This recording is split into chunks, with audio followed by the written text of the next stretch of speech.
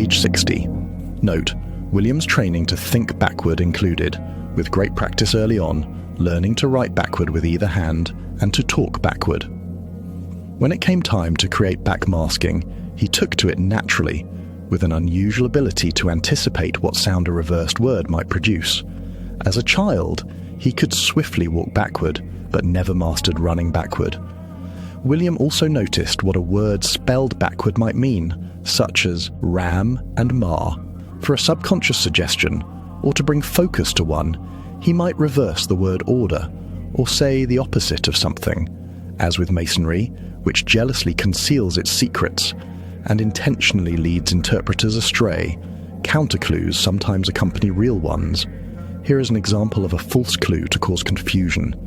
If this note suggests finding official government documentation of Paul's 11th of September 1966, death by looking for his corpse, indexed as Paul J. something rather than as J. Paul McCartney, that reversal would be a false clue or a counter clue. The reader is not meant to find either the record or the corpse. Do not follow such clues.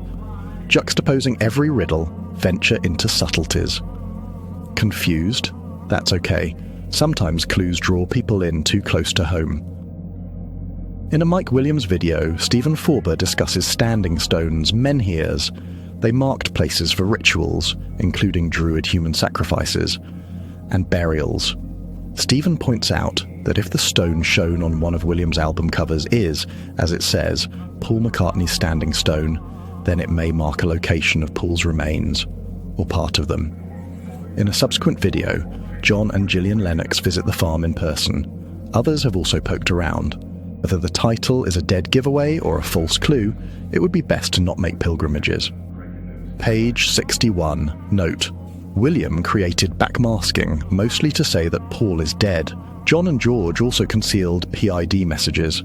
Revolution 9, which is weighed down with backward recording, includes representation of Paul's demise. However, more aligned with the Doors' backmasked messages about Satan and consistent with songs by numerous artists seeking to affirm their satanic affiliation. Playing Revolution 9 backward, hear Yoko say, "Satan, look at me. Satan, look at me." Come on, Satan. Now, Satan. Is he great? Recording artists have their reasons for making such recordings. The motivational and literary context are usually more significant than the actual content. In Yoko's case, although listeners may guess why she included Satan in her witchcraft, the context of the song, when played backward in its entirety, is about Paul's life and death. In his final years, he had increasing anxiety over his satanic compact, which many tied to his sacrifice. Worldwide governing methods succeeded by controlling information. Beliefs determine attitudes, values, perceptions, and behaviors. One way to control information is comparable to sleight of hand. If a leader holds hard facts in one hand and softer ideas in the other, followers blindly favor the ideas that confirm their paradigms. Most people avoid seeing, considering, or even comprehending whatever disproves their biases. Yoko's sleight of hand draws attention from the martyr to the witch. By calling on Satan, those unaware of Paul's compact for greatness cannot see how it connects to his death. The lines confirm the aspect of Paul's story for the adept, while directing outsiders to look away. Since the public cannot want it to be a death clue, they cannot see it in that context. It is easier to believe that the satanic lines are about Yoko and that they do not reflect the views or practices of the band. Chapter 7. Born a Poor Young Country Boy. Page 69. Note: William is tongue-in-cheek when he says he was born a poor young country boy. Obviously, he was born young. Wealth or poverty is relative. Compared to his wealth, when he penned the line, he had been poor. However, compared to the McCartney family, William was born into great affluence. The intended contrast is that while Paul was brought up in a very congested city, William was from the peaceful heart of the country. Even when playing poor with Linda, it was in their private acreage near the beach with horses, sheep, and all else they desired. Page 70. Note: William, having been admonished to receive the Spirit of God and live accordingly, accepted advice to get away from city life, to live and thrive where the holy people grow. He wanted to be a holy person growing there, including the double meaning of being a holy person who grows pot there.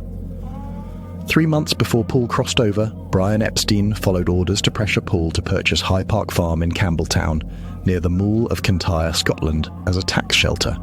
Paul bought that 3-bedroom farmhouse on 183 acres on the 17th of June 1966, but hardly saw it. William received that property, but mostly neglected it until he and Linda began renovations in 1969. She made it a home. It was their primary abode until her passing.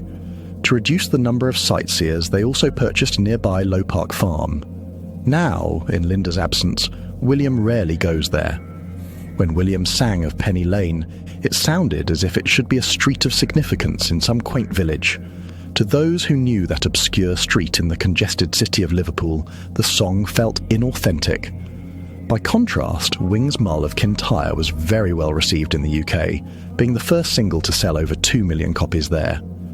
The difference was that William only pretended to be from Liverpool, but authentically loves Kintyre.